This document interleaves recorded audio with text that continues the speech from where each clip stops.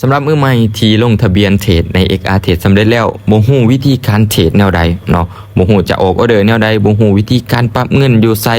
บ่ฮู้จะเทรดเรียนหยังและบ่ฮู้ว่าบัญชีจริงอยู่ไสบัญชีทดลองอยู่ไส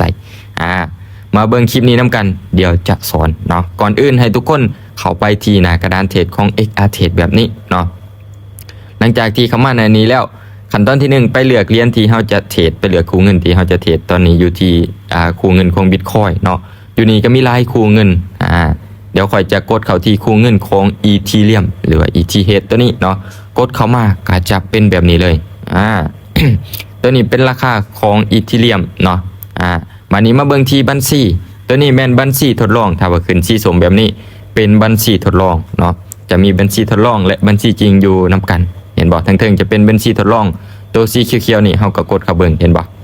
ตัวนี้จะเป็นบัญชีจริงบัญชีทดลองซับไปซับมาได้เนาะสีเขียวๆจะเป็นบัญชีจริงสีส้มๆจะเป็นบัญชีทดลองเนาะให้เฮาทดลองเทรดในมือใหม่และบัญชีจริงบัญชีทดลองเทรดในกราฟตัวเดียวกันบ่มีจำแนกบ่มีแยกเนาะเทรดในกราฟตัวเดียวกันสามารถเทรดนำกันได้เนาะบัญชีจริงกับบัญชีทดลองสามารถใส่หลักการวิเคราะห์เดียวกันได้เนาะตัวนี้จะเป็นบัญชีทดลองแนะนำให้มือใหม่ใส่ตัวสีส้มๆเนาะห้ามลืมใส่ตัวนี้ให้เข้าใจก่อนถ้าว่าเฮาเทรดเบิดแล้วบัญชีทดลองนี่เนาะเฮาเทรดบัญชีทดลองเบิดเฮาจะเห็นแนวใดเฮาก็กดใส่ลูกศรตัวนี้เด้อเนาะลูกศรตัวมุนๆตัวนี้กดใส่ปุ๊บแล้วเงินจะกลับมา 1,000 เหรียญคือเก่าเทรดบ่มีเบิดแล้วก็ทอนบ่ได้นำเนาะเพราะเป็นบัญชีให้เฮาทดลองเด้หลังจากนั้นเนาะเฮาฮู้บัญชีจริงบัญชีทดลองอยู่ไสแล้วมาเบิ่งบอนปรับเงินบัดนี้ทั้งรุ่มเนี่ยเนาะจะเป็นบอนปรับเงินใน2สีขาวๆเนี่ยกดเข้าไปเบิ่งเนาะ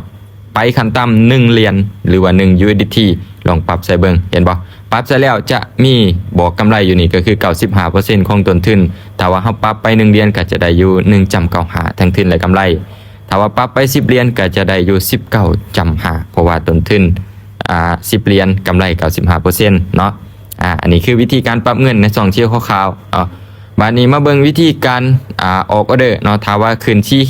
ไฟชี้หุ่งๆแบบนี้เนาะไฟหุ่งแบบนี้เฮาสามารถออกออเดอร์ได้ก่อนเวลาจะเบิด30วิเนาะถ้าว่าไฟมันขึ้นหุ่งสีเขียวสีแดงแบบนี้สามารถปรับเงินแล้วก็ออกออเดอร์ได้เนาะมีเวลาอยู่30วิเดี๋ยวค่อยจะปรับไปอยู่15เหรียญเนาะปรับไปอยู่15เหรียญแล้วก็กดซื้อขึ้นเลยในส่วนนี้ขอวิเคราะห์ว่าจะขึ้นเนาะออกไปแล้ว15เหรียญเดี๋ยวปรับเพิ่มไปอีก1เหรียญพอดีเป็น16เหรียญเนาะหลังจากนั้นเวลาตัวนี้เบิดไปมีเวลาอีก30วิรอผลบัดนี้30วิวิเคราะห์30วิรอผลเนาะใน30วิที่เหลือนี่จะบ่สามารถออกออเดอร์ได้เนาะแล้วถ้าว่าแท่งเทียนตัวปัจจุบันนี่เป็นแท่งเขียวเฮาซื้อขึ้นแล้วเวลาเบิดใน30วิยังเหลือเนี่ยเนาะเวลาเบิดไปปุ๊บก็คือเฮาวินเฮาได้กำไรถ้าเบิ่งนํกันเนาะเวลาใกล้จะเบิดละตอนนี้ยังเป็นแท่งเขียวอยู่หวังว่าจะวินเฮากดซื้อขึ้นไปเนาะเบิ่งว่าวินแล้วจะเป็นแนวใดเห็นบ่เอาไปอยู่16เหรียญถ้าวินก็ได้อยู่31เหรียญแบบนี้เนาะพอกำไร